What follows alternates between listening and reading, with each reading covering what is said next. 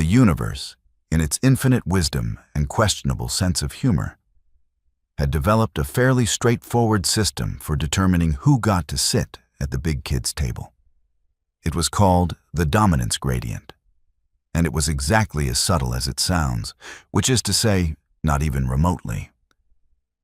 The fundamental principle was beautifully simple. If you wanted respect, you needed to look like you could rip someone's spine out and use it as a back scratcher, preferably while maintaining eye contact and humming something intimidating. This wasn't metaphorical.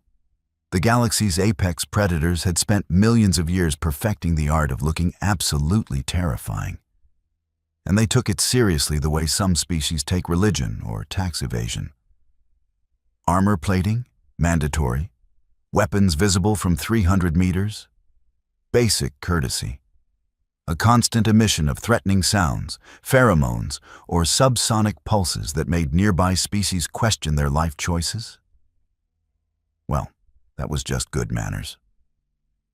The dominance gradient wasn't some philosophical concept debated in academic circles. It was measurable, quantifiable, and updated in real time across the galactic network. Every species had a ranking.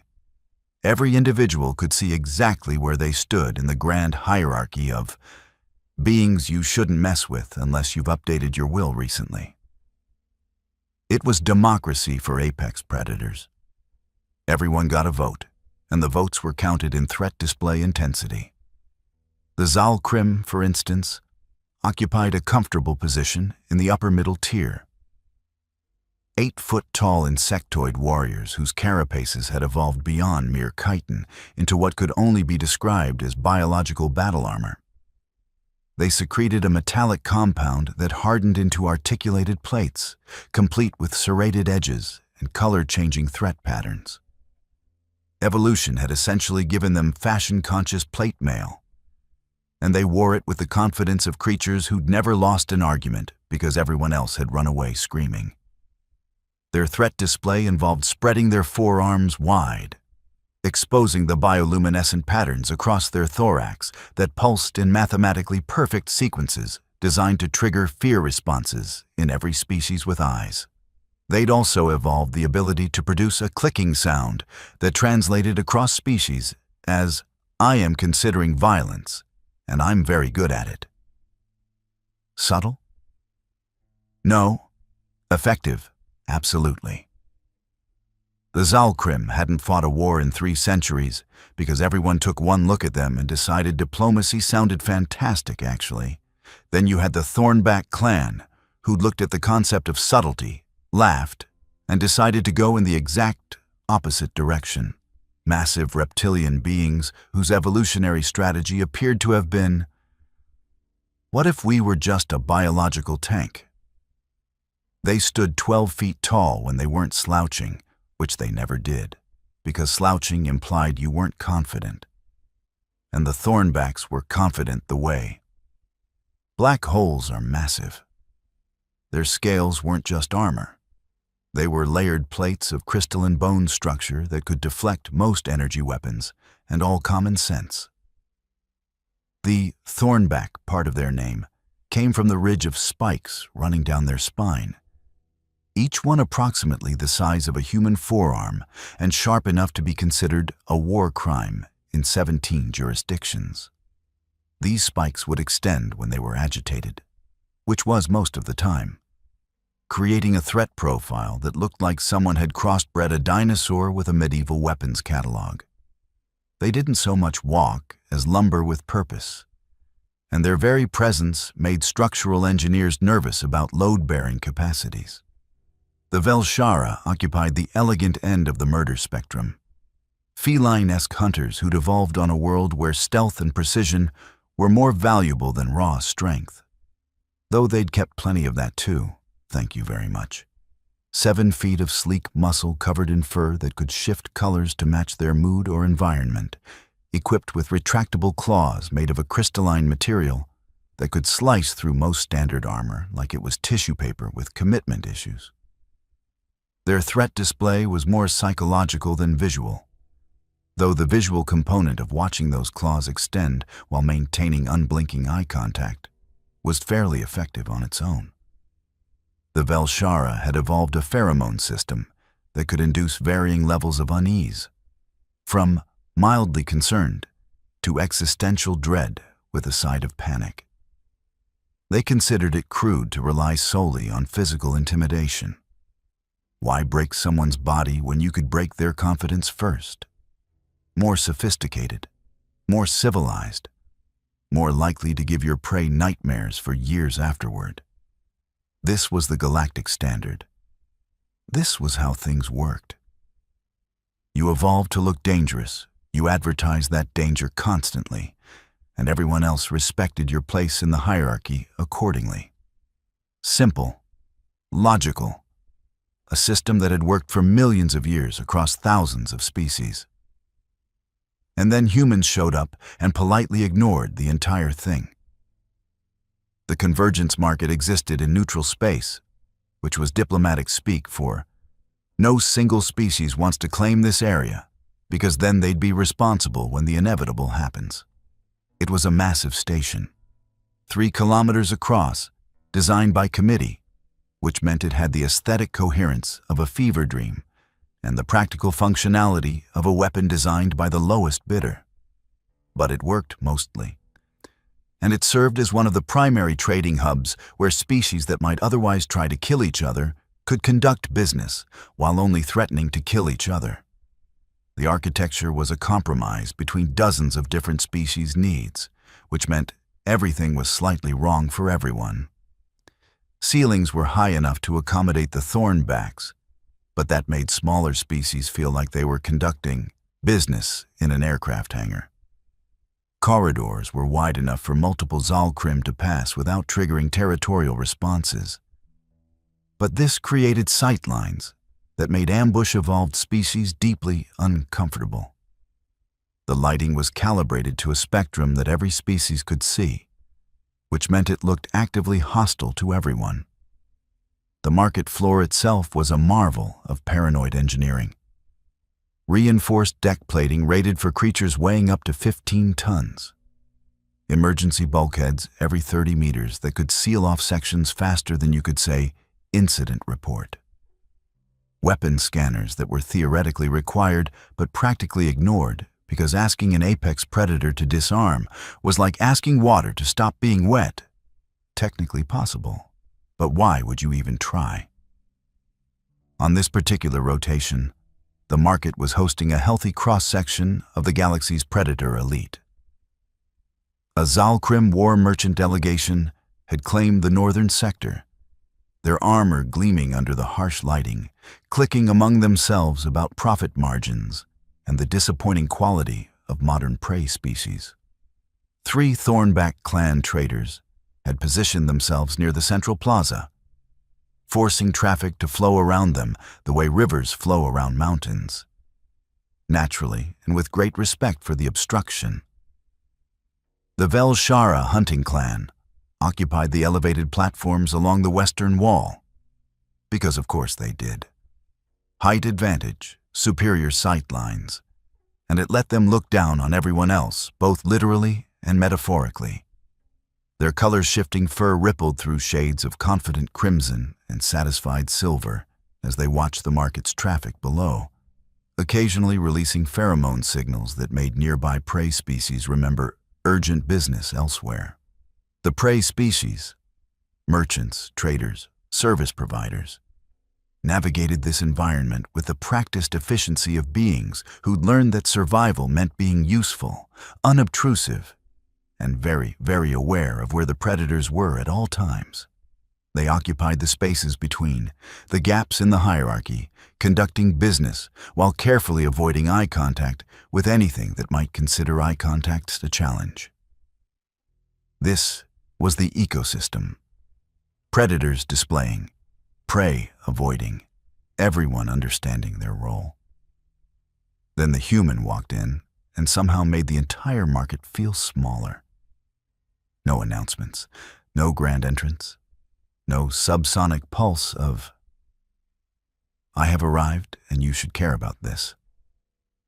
Just a human woman entering through the standard commercial airlock, completing the biometric scan with the bored efficiency of someone who'd done this 1,000 times, and walking into the market proper like she was entering a shopping center in a safe suburb rather than a trading station full of species that considered violence a legitimate form of self-expression. She was average. That was the word that came to mind, and it was somehow wrong in ways that were hard to articulate. Maybe 5.5 feet tall, though her posture made it hard to judge accurately. Standard human frame, bipedal, bilateral symmetry, the usual configuration. Her clothing was civilian grade, synthetic pants in a dark color, a jacket that looked comfortable rather than protective, boots that were clearly meant for walking rather than kicking through armored plating. No armor.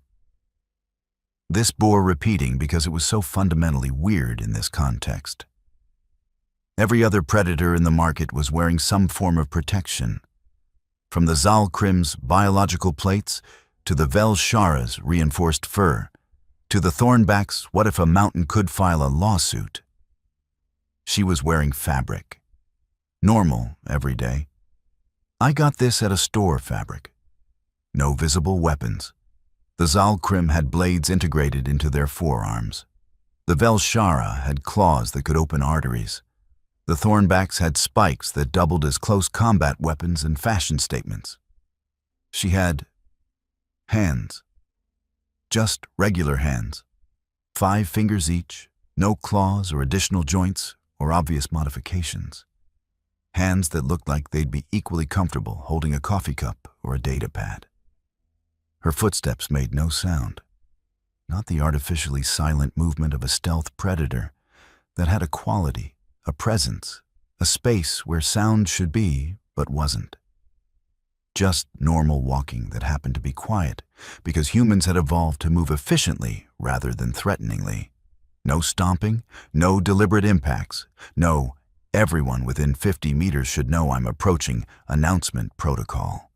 The Zalkrim noticed her first because they noticed everything. Evolutionary paranoia turned into a survival trait and then into a cultural identity. Kevnash, a senior war merchant with 80 cycles of combat experience, felt his threat assessment systems activate automatically. Small species, no apparent weapons, no armor, minimal threat profile.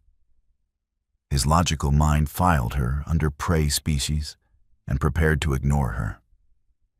His evolutionary hindbrain, the part that had kept his ancestors alive through the nightmare ecosystems of their homeworld, started screaming. Something was wrong. She moved through the market with a purposeful calm that didn't match her apparent threat level. Prey species moved quickly through spaces like this, minimizing exposure time, keeping their heads down. Predator species moved with swagger, claiming space, advertising their presence. She moved like someone running errands.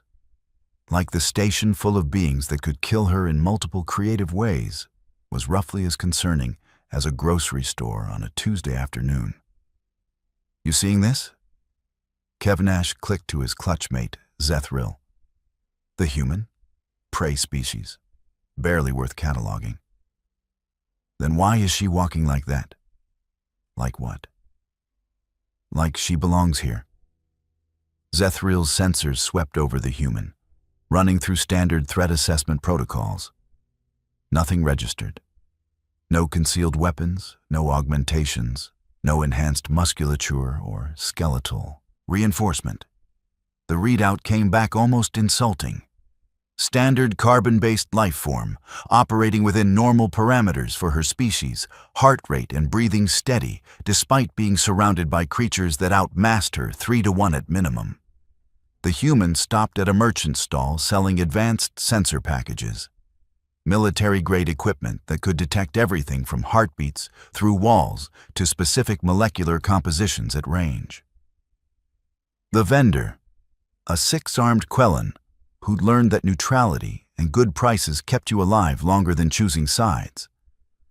watched her with the cautious interest of someone whose survival instincts were finely calibrated. "Can I help you?" The Quellen's translator rendered his multi-harmonic speech into flat standard trade language. "I'm looking for wide-spectrum detection arrays, something that can handle multiple simultaneous inputs without processing lag. You carry the Vexthor brand?" The Quellon blinked 3 of his eyes in surprise. Vexthor was top-tier military equipment, expensive enough to make most private buyers reconsider their life choices. Yes, but those require extensive calibration and... I've worked with the Mark 7 series before. Same basic interface protocol, right? Or did they update the firmware again? She said it conversationally, like she was discussing weather patterns rather than military-grade sensor technology that most species needed specialized training to operate. Kevinash had moved closer, his clicking pattern shifting to the frequency that indicated focused attention. Other Zalkrim noticed and tuned in. The Velshara on their elevated platforms paused their conversation. Even the Thornbacks, who generally ignored anything that couldn't punch through their armor, shifted their bulk slightly for better viewing angles. "Planning some surveillance work?" Kevnash asked, letting his armor's bioluminescent patterns cycle into active threat display mode. The mathematical precision of the pulses was designed to trigger instinctive unease in species with pattern recognition capabilities, which was most of them. The human turned to face him, slowly, not the jerky, startled response of prey recognizing danger, just turning, taking her time, like she had all day and wasn't particularly concerned about how she spent it. "Just upgrades," she said. Her voice was pleasant, conversational, completely at odds with the situation. "My current setup is getting dated. You know how it is. Technology evolves. You've got to keep up or get left behind." Kevinash leaned in, spreading his arms in the classic Zalkrim dominance posture. 8 feet of biological battle armor, bioluminescent patterns pulsing at 72 cycles per minute, the threshold for committed aggression. Serrated edges catching the light in ways that millions of years of evolution had optimized for maximum. "Maybe you should be scared, Impact. At this range, most species, predator or prey, showed some physiological response. Elevated heart rate, defensive posture, the basic acknowledgement that they were in a situation with potentially violent consequences." She looked at him the way an engineer might examine a particularly interesting mechanism. Curious, but not concerned. "Zalkrim wore merchant configuration armor," she observed, her tone shifting into something almost academic. "The Mark 9 biosynthesis variant, if I'm not mistaken. You've got good color saturation on your threat patterns. Means your metalloproteins are processing efficiently. Probably means you maintain a high-quality diet. Good for you." The market went quiet. Not the dramatic, everyone stops talking quiet of entertainment media.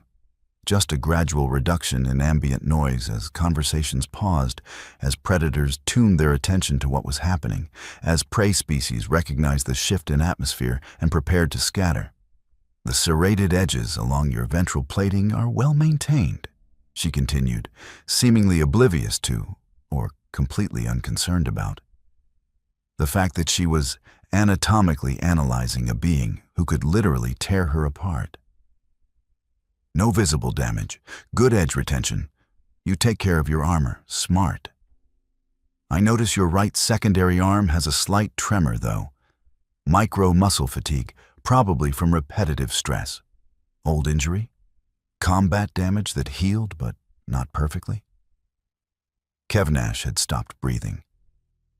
This was physiologically challenging for a Zalkrim in active threat display mode, but his autonomous nervous system had apparently decided that continuing to respire was less important than processing what was happening. Your threat display patterns are pulsing at 72 cycles per minute, which in Zalcrim physiology indicates committed aggression state. But your actual stance is defensive, weight distributed to enable rapid backward movement rather than forward strike, which means you're displaying aggression you don't intend to follow through on. You're testing, assessing, which is smart because starting fights without knowing what you're fighting is how warriors become cautionary tales. She smiled. It wasn't threatening. Humans didn't have the biological equipment for proper threat displays, no fangs, no bioluminescence, no impressive mandibles. Just a facial expression that indicated positive emotion. Somehow, it was worse than any snarl or display in the market. "I'm Zalcrim," Kevnash said, and his translator couldn't quite hide the uncertainty in his harmonics. "We're apex predators. We are very good at what you do," she finished. "I'm not disputing that. Your species has an impressive combat record. 3 centuries of successful dominance through threat display efficiency alone. That's remarkable. Shows sophistication. Why fight when you can convince everyone that fighting you would be a terrible idea?" Zethril had approached, along with 2 other Zalcrim from their merchant delegation. The Velshara had shifted to their hunting posture. Subtle, but everyone who knew what to look for could see it. The Thornbacks had gone completely still, which involved stopping approximately 36 tons of combined mass, with the sudden attention of something that usually only focused on things worth eating or destroying. "You seem to know a lot about us," Zethril clicked, his patterns deliberately neutral, the Zalcrim equivalent of keeping your hands visible. "I read," she said simply. "Your species has extensive documentation available through the Galactic Database. Social structures, combat techniques, biological specifications. It's all there if you look for it." She turned back to the Quellan merchant, who was watching the interaction with all 6 eyes, each probably calculating the probability of his stall becoming collateral damage. "So, the Vexthor Mark 7. Do you have it in stock, or would you need to order it?" "I have it. In stock, yes." The Quellan was moving on autopilot now, reaching for his inventory manifest with 2 arms, while the other 4 remained very carefully neutral. "Full calibration package included, and I'll throw in the extended warranty. No charge, because I value customer satisfaction. Very much. Extremely." One of the Velshara, they hunted in coordinated packs, which meant they communicated constantly through pheromones and micro-expressions, descended from her elevated position with the liquid grace that made their species so effective at murder. Velanth, a clan leader with 2 decades of hunting experience and the scars to prove she'd survived what most didn't. "Human," she purred, her translator rendering the subsonic rumble into words. "You walk among predators with no fear, foolish or confident." The human glanced at her, taking in the 7 feet of weaponized feline evolution, the claws that had extended just slightly in what was definitely meant to be intimidating. The color shift patterns playing across her fur that indicated heightened interest, the Velshara version of locking onto a target. "Neither, really," the human said. "Just shopping. Though, since you mention it, I've been reading about Velshara pack dynamics. Fascinating structure. The way you coordinate hunting strategies through pheromone communication is remarkably efficient. Much more sophisticated than simple vocal coordination." Velanth's pupils dilated. Surprise response, visible even to non-Velshara observers. The clan structure based on hunting success rather than simple dominance combat is interesting too, the human continued. "It means your leadership is actually meritocratic, which probably contributes to your species' effectiveness. Leaders who are leaders because they're actually good at leading, rather than just good at fighting. Smart system. Reduces internal conflict, maximizes group cohesion. She paused, her expression thoughtful. Though I imagine it creates succession challenges. What happens when a successful hunt leader gets old? The transition to advisory roles must be culturally complex, especially for a species that defines status through active capability. Valanth's fur had gone through 3 different color patterns in rapid succession, an emotional response that her conscious control couldn't fully suppress. You have studied Velshara social structures. Like I said, I read. Your species has documented its own history extensively. The Treaty of Velinor from 37 cycles ago is particularly interesting. The way 3 clans resolved territorial disputes by essentially creating a shared hunting ground and profit distribution system. Elegant solution. Turned competitors into partners without anyone losing face. The human accepted her purchase from the Quelon, who was moving with the desperate efficiency of someone who wanted this interaction to end before it escalated into the kind of incident that required filing insurance claims. Actually, she said, glancing at Valanth with what appeared to be genuine interest. I heard your clan was having some territorial negotiation challenges with the Velshara clan. Overlapping hunting zones near the Vestrian sector? Valanth's claws extended fully now, not in threat, but in pure shock response. How do you... Public record. Your clan filed a grievance with the Convergence Trade Authority 6 cycles ago. It's in the database. I was curious about the outcome, but there hasn't been an update. Did you resolve it? We are still negotiating. The Velshara are being difficult about access schedules. Yes, Valanth admitted, and her fur colors shifted to patterns that indicated confusion and something that might have been respect. They claim historical precedent, but the sector was jointly accessible until the Reformation, which means neither clan has exclusive historical claim. The human finished. Sounds like you need a mediator. Has anyone suggested looking at the Velinor Treaty framework? It addressed almost the exact same situation. Could probably adapt the profit sharing and access rotation protocols with minimal modification. Valanth stared at her.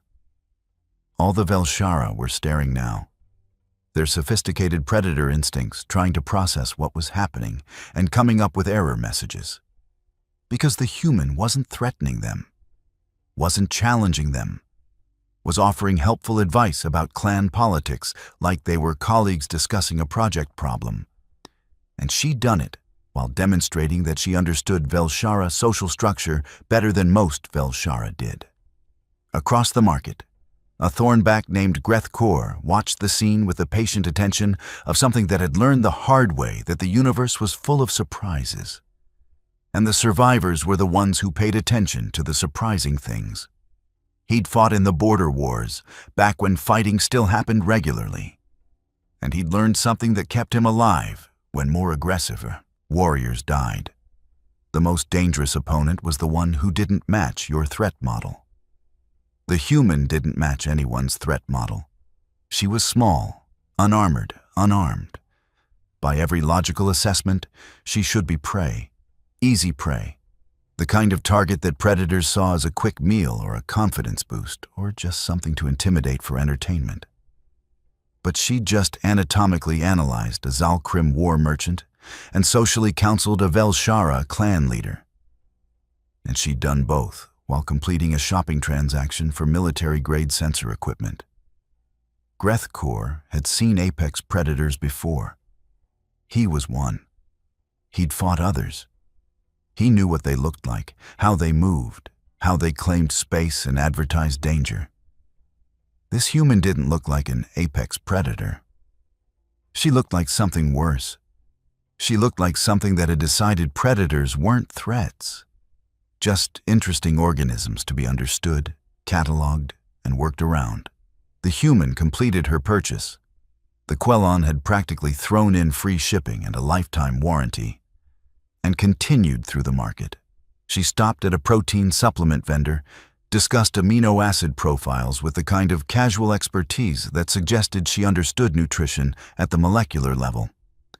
She browsed a data repository stall, comparing information storage formats with technical precision. She bought food, actual food, preparing for meals like a normal person, and chatted with the vendor about preservation methods. She was just shopping, living her life, conducting normal business in a completely normal way. And every predator in the market moved aside. Not obviously, not with the overt fear response of prey fleeing a hunter. But they moved, created space, gave her room. The Zalkrim delegation found urgent business reviewing their manifests. The Velshara pack discovered that the far side of the market had better lighting for their photosensitive vision. The Thornbacks remembered they needed to check structural specifications on their docked vessels. The prey species noticed. A Quelon merchant, watching the human receive a path that cleared naturally wherever she walked, made a chittering sound that his species used to indicate vindicated satisfaction. "See that?" he said to his assistant, a younger Quelon still learning the trade. "That's a human. That's what actually being Apex looks like. But she has no armor, no weapons, no..." "Exactly. She doesn't need them. You know why?" The younger Quelon shook his head, all 6 eyes focused on his mentor. "Because by the time you realize you should be scared, she's already known everything about you for the past 10 minutes. Your weaknesses, your patterns, your social structure, your clan politics, your biological vulnerabilities. Humans don't fight. They understand. And understanding is more dangerous than any weapon." The human paused at a data terminal, accessing public records with the casual efficiency of someone who'd done this countless times. Around her, the market's flow adjusted automatically, traffic patterns shifting like water around a stone, creating space without conscious thought. Kevinash watched from his position near his stall. His threat display patterns had long since shut down, his aggressive posture replaced with something closer to watchful respect. "Zethril." "Yes?" "Remind me to update our threat assessment protocols." "To include what?" "Anything that demonstrates comprehensive understanding of our species without having fought us. If something knows us that well without needing to test it in combat, it's learned through observation. And if it learned through observation, it's been watching us." Zethril finished. "Studying us, cataloging us. Which means it's been treating us like prey," Kevinash said quietly. "We just didn't notice because we were too busy displaying." The human finished her market transactions. She'd bought supplies, equipment, food, and somehow left every vendor feeling like they'd gotten the better end of the deal while simultaneously being more terrified than they'd ever been. She headed toward the exit corridors, her path remaining mysteriously clear through the crowded market. Velanth, still processing her conversation, watched the human leave with her clan gathered around her. "She just offered us a solution to our territorial dispute, while demonstrating she knew more about our clan than most Velshara," another clan member added, "without threatening us once." "That's what makes it terrifying," Velanth said softly. "She didn't need to threaten us. She'd already assessed us, understood us, and decided we weren't worth threatening. We weren't challenges. We were just beings in her environment to be understood and worked around." Grethkor, watching from his position, made a rumbling sound that his species used to indicate philosophical satisfaction. His younger clanmate looked at him questioningly.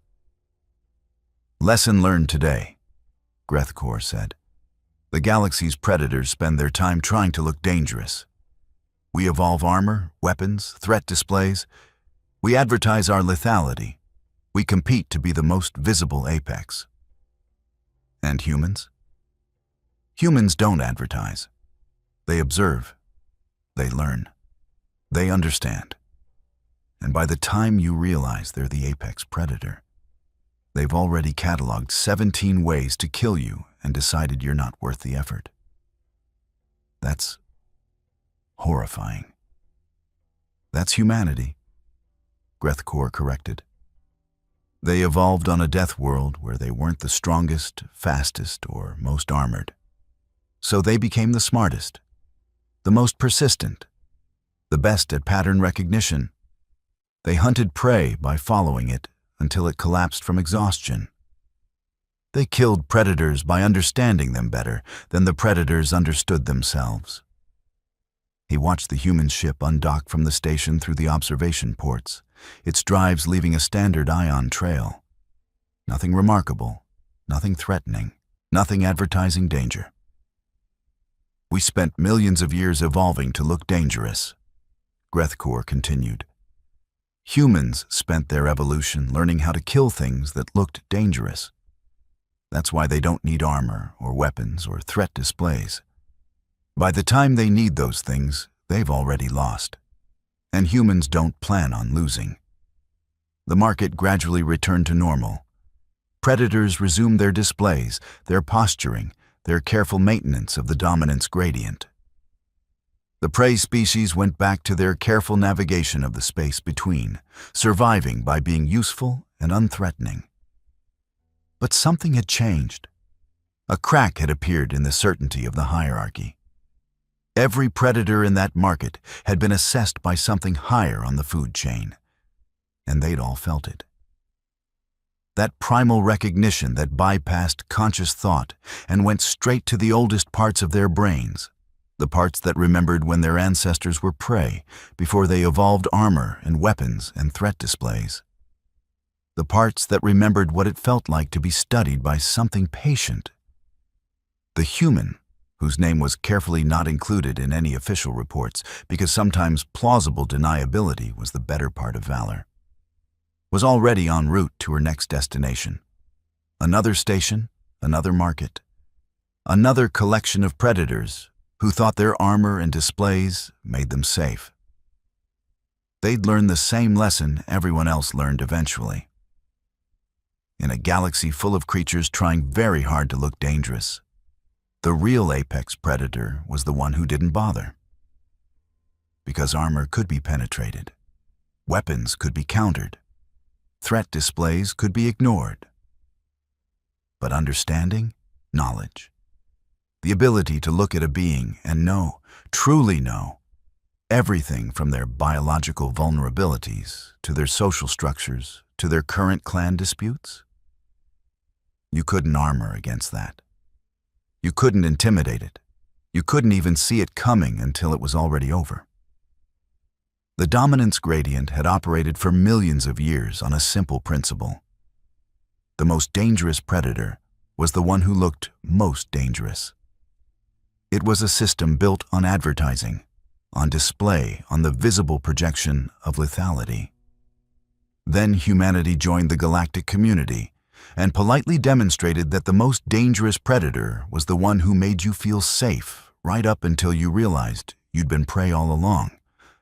And the really terrifying part, the thing that kept predators awake during their rest cycles, the thought that crawled through their hindbrain like ice water, was that humans did this casually, reflexively, the way some species breathed or blinked. They didn't study you because you were a threat. They studied you because that's what humans did. They observed. They learned. They understood. And somewhere in a data file, on a ship heading to another station, was a human's casual assessment of every predator in the convergence market. Their strengths, weaknesses, social structures, biological vulnerabilities, current disputes, and probable response patterns. Not because she planned to fight them, just because she'd noticed. The galaxy's predators could sleep soundly, safe in their armor and weapons and threat displays, right up until the moment humans found them interesting. And by then, it was already far too late. Claude is AI and can make mistakes. Please double-check responses.